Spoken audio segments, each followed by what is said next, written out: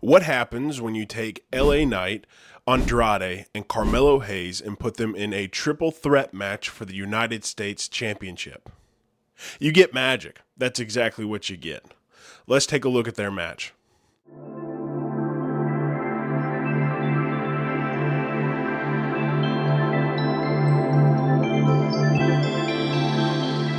Carmelo Hayes and Andrade have had a hot feud going on for the last couple weeks, doing a best of 7 series.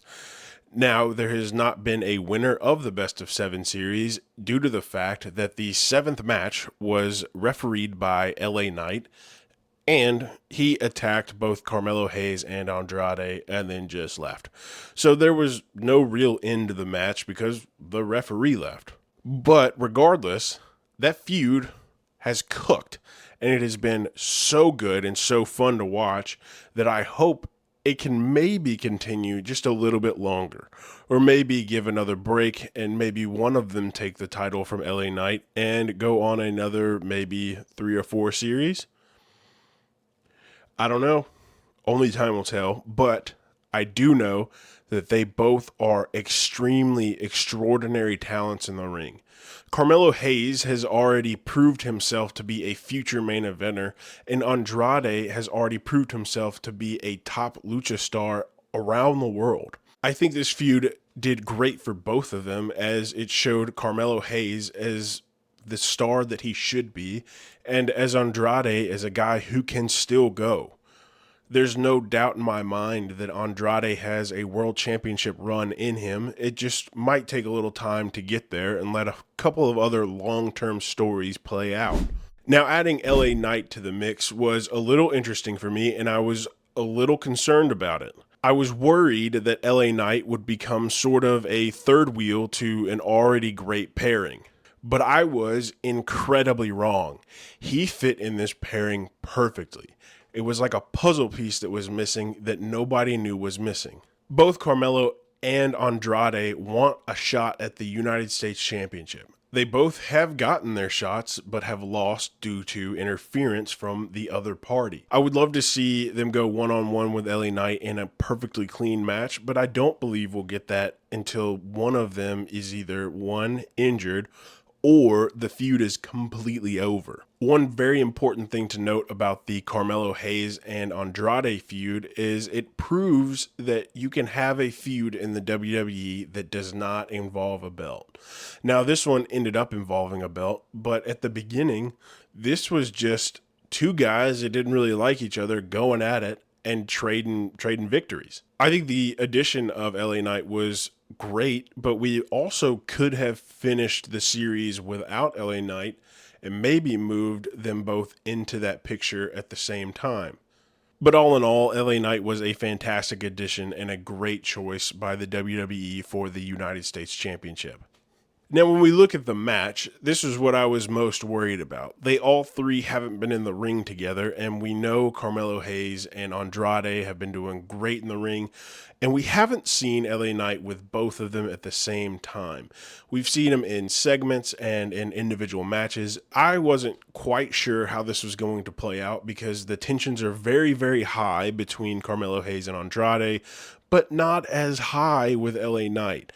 I was very concerned it was going to be Carmelo Hayes and Andrade with LA Knight coming in to keep his belt at the end.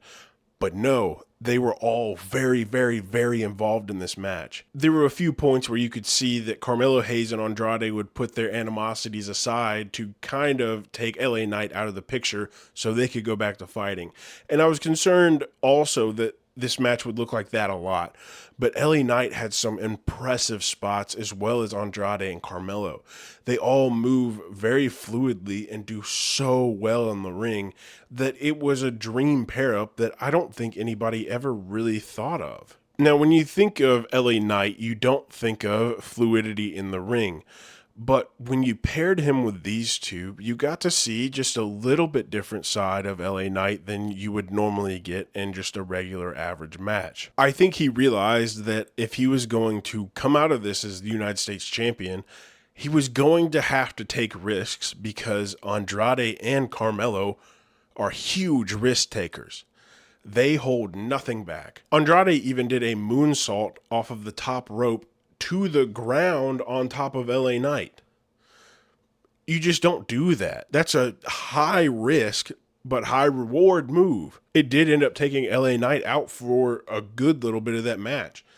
And so I guess it was worth it, but LA Knight still ended up with the victory. Nonetheless, it was quite amazing to watch, and I have watched this match twice since Crown Jewel came out. It is one of the top matches of the year for me by far. I was so surprised when I watched this match at how each star was able to cook in their own way and not have too many cooks in the kitchen, if you get what I'm saying. Now, as far as my rating goes, I gave it a 98 out of 100, which is a 4.9 stars. So far, this is the highest rated match of the night, and it definitely deserves it.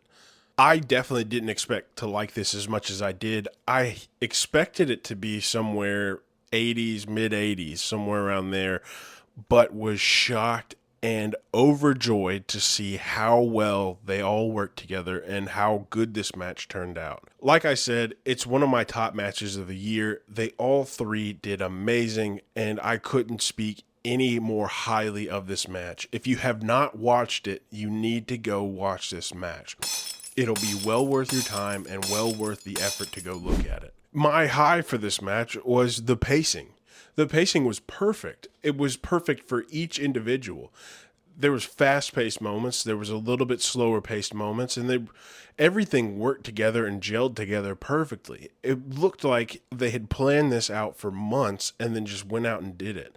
I know when you watch a lot of these Logan Paul matches, it somewhat can feel like that, but that's because they've been planned out over a period of time. And that's what this match felt like. I don't believe that they planned hardly any of this out, other than maybe a couple big spots, but as far as the whole match, there's no way they planned all of that.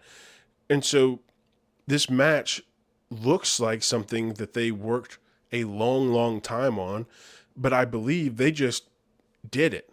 They just called it in ring. And so that's what's even more impressive about this match, is that all this stuff was called in ring. You don't get matches like that all the time where it wasn't planned out.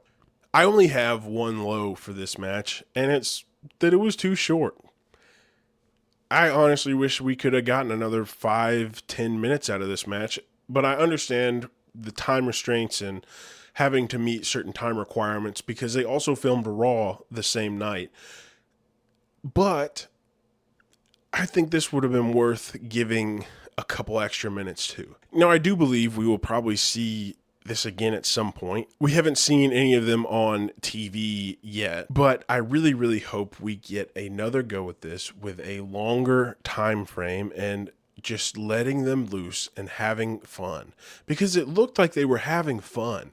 It looked like they enjoyed what they were doing and they knew that they were doing something very good. And that's probably one of the best things about this match and why it gets so highly rated.